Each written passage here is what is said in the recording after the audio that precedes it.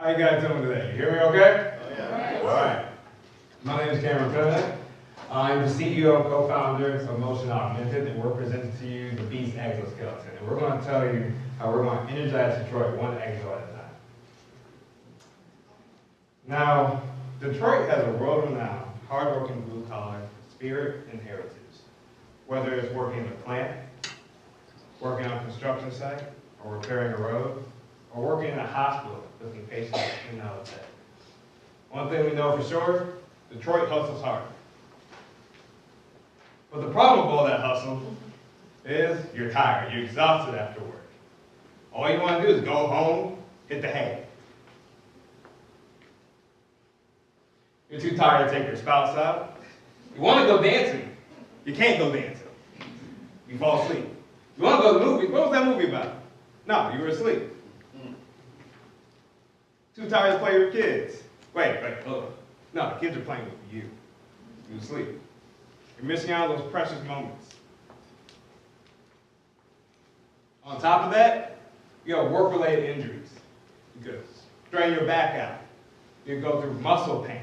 You could blow your knees out. You could fall on the job. And then guess what? When you think about it, your personal life is hurt. Your health is definitely hurt. And guess what? Next, they're trying to hurt your paycheck with these. They're trying to replace everybody with robots. But our answer to this is the Beast Exoskeleton. You will have the proficiency of a robot with the flexibility of a human. Made cheaper via 3D printing techniques, the Beast Exoskeleton provides structural support for its users, increasing their stamina and their strength. And in this way, we can increase the energy of workers when they come back to their families. Let's meet the exoskeletons. So for Teak right here, he's wearing our passive Beast Exoskeleton. It's a fully mechanical lower leg unit. So like you saw him do right there, you can jump up and down, you can walk around. It gives you some resistance so you don't just drop. And then also it helps you get up. Now, say you're on your feet all day. Your legs are getting heavy and sore. Critique, stand and lock it. Relax. And support your weight. Unlock it. Say you need to get somewhere low. Squat down, critique. Lock it. All right, you got support. Unlock it. Helps you stand back up. Passive Beast. And now we have the lovely Destiny Muhammad.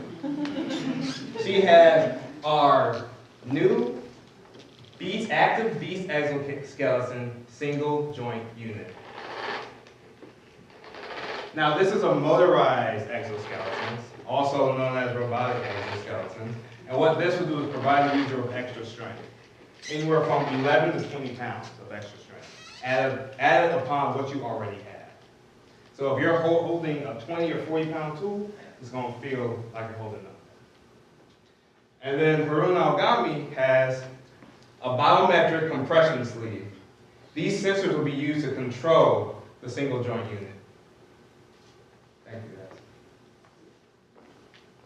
guys. Now, we will be selling our passive Beast at $3,200. And the active Beast we will be selling at $2,500 per unit.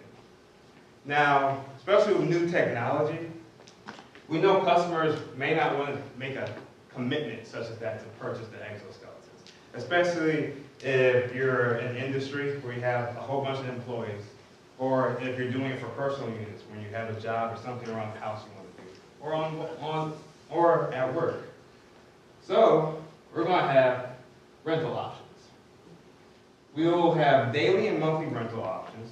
So for the passive Beast exoskeleton, you'll be able to rent the exoskeleton at $100 per day.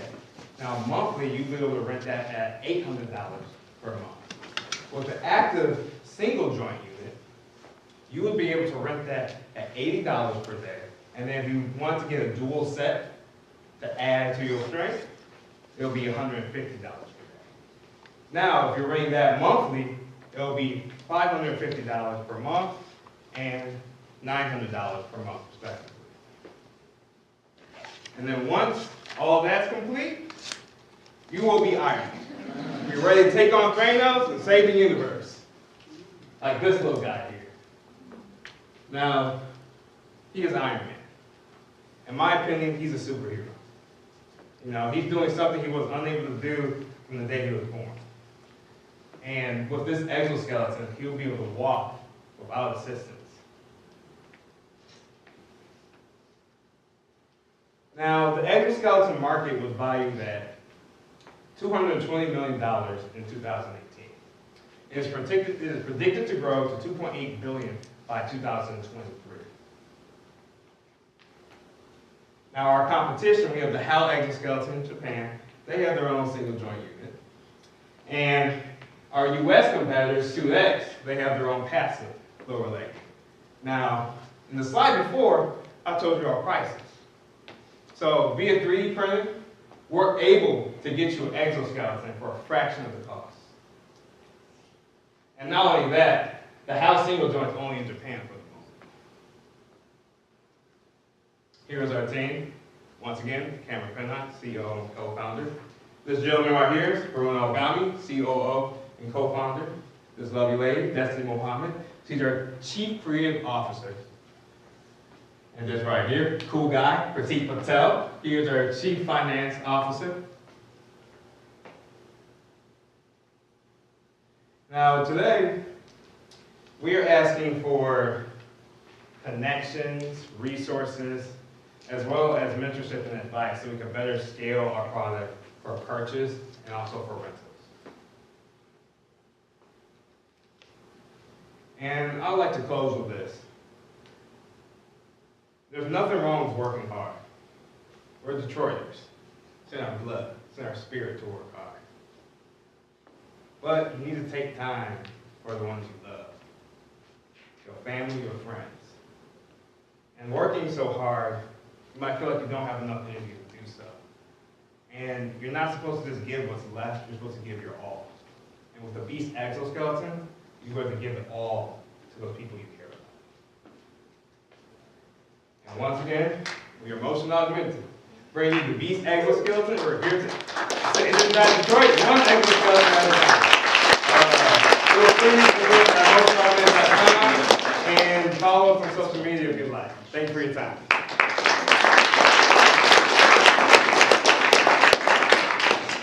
Now the judges have an opportunity to ask questions.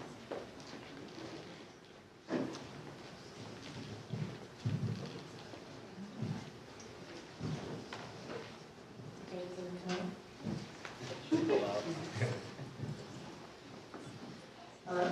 Okay. It doesn't sound like you got a voice, but very, very good job. I think you guys, it's obvious that you guys put a lot of work and a lot of thought to this. My first question is, looking at the cost of the competition, what do you think are the driving factors to their costs being 2 and 3 times yours? And what do you think that yours, besides being 3D printed, is able to deliver at a third and a fourth of the cost of the market? So, well, it could be the way that they are creating their exoskeletons.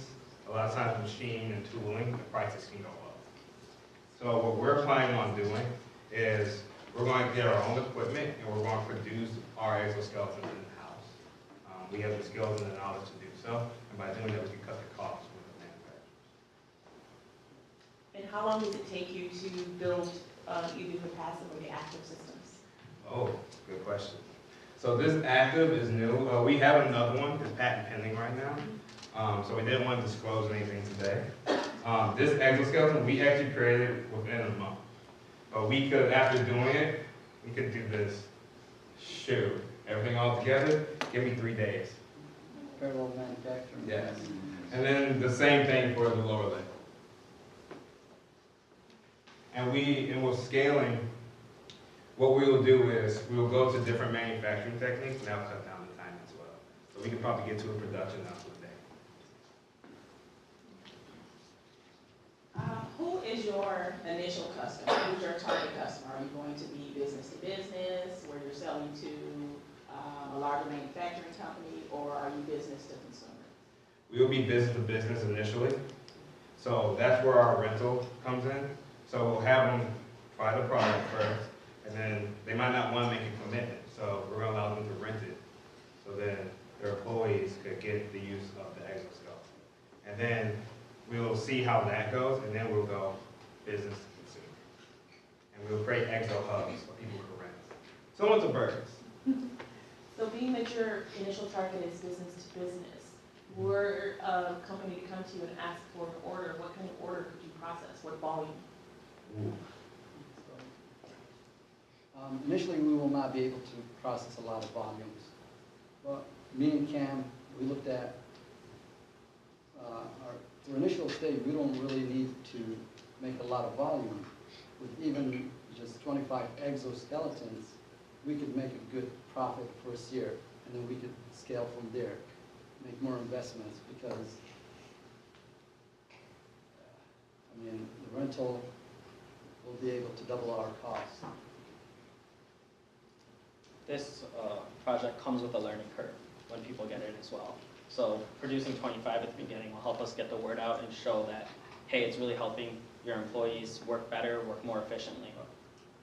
And also help us refine the product, because we don't want to scale and then we find mistakes, and because we want to give this to consumers and back our product up, and offer a 1-year warranty. Being a startup, we can't afford that, to sell 100K a year. And I got a question. How many of you in here have ridden a bird, spin, or line before? How many have ridden those? How many of you own a scooter? See? It's the same application to our exoskeletons when it comes to renting. So when you need it, you can rent it for a day and then return it. So, What kind of research have you done to see the effectiveness of this product and, in comparison to yours and the difference between the ones that have already exist? Like what's something that makes your product stand out that's better than you? Yeah. As Cam said earlier, we have a special product that we don't bring with us here, because we have a pendant. We don't want to disclose that, but what makes it special compared to our competition, our Exo will be able to provide you both active, meaning you get the augmentation when you need it, and you'll be able to disengage from it and move normally your joints. and what also makes us different is, via the way we construct our exoskeletons, we actually have it tailored to fit to the human body. So other exoskeletons, they actually bow out and they don't really fit to your body. So these, we 3D print them to this mold to the human body, so we can do different sizes for everyone. We'll have a size range like small, medium, and large. But that's what sets them apart. And also the materials. Yes, the materials. So right now, this is a fiberglass and nylon, and then the brackets are titanium metal. You feel it? And specifically, how many of these have you had tested in the market? Like who has these? What are your volumes of having people have this and give you guys feedback on how effective it is in their workplace? Right now, we haven't tested it out in the market. What we're going to do is we're going to create surveys, we're going to ask people, and then we're going to go to, like you said, business to business, talk to them, and we're going to see how many businesses would like to see these in their factories. And then with that, we'll get a number of how many we need to develop, and then we'll have them try it out, and we'll have them start renting them, and from there. Winning this competition will make that dream a reality, because it goes a lot into developing these. It touches on many fields, just physiology, mechanical engineering, electrical engineering, software, even fashion. So. And one thing from a personal standpoint, I used to play football, so I got a lot of joint issues. So wearing this exoskeleton has actually personally helped me. I I know we can't stake that claim to FDA approval, but it's that.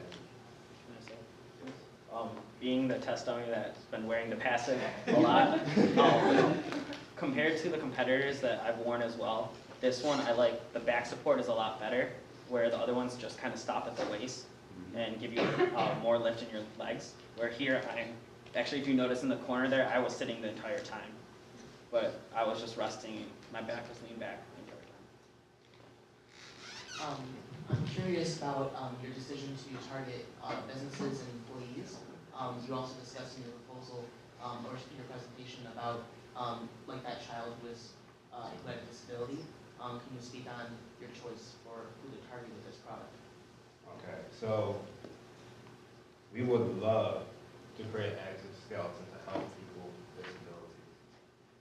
Also help rehab people who either have permanent or temporary paralysis. FDA approving, the FDA, getting approved by the FDA that's a long road, and one day we'd like to go there, but right now we could start with industry and then go more into the medical route, patient medical. We could get attending nurses and get them wearing the exoskeletons on the job, but for patients who have to go through the FDA approval steps. I also want to add to that, this project really stemmed from a biomedical engineering course, so it was, Dr. Pandia, Medical Robotic Systems, he's the best. so that's in our thoughts. We just gotta be patient. Yeah. So I'm a marketer at heart, and not at heart, at profession also. But at heart, that's how I got there. What language have you began to think about to use to tell people that this is, one, safe? Well, you talked about it being effective, but how do you convince people that this is safe? So what we plan on doing eventually is publishing. So we'll publish in a scientific journal and have test results and statistics and everything. And we'll utilize that, and then we'll have testimonials from people who utilize it, other than myself. Yeah. So safety is at the core of our design. Yeah. We have redundancy in building this product. We have mechanical safety limitation. So you're limited on, even if this was to go whack for whatever reason, there will be something to prevent it from, going beyond the angle it should. In addition to that, we have in the software those limitation factors as well. So we'll be safe. Yeah.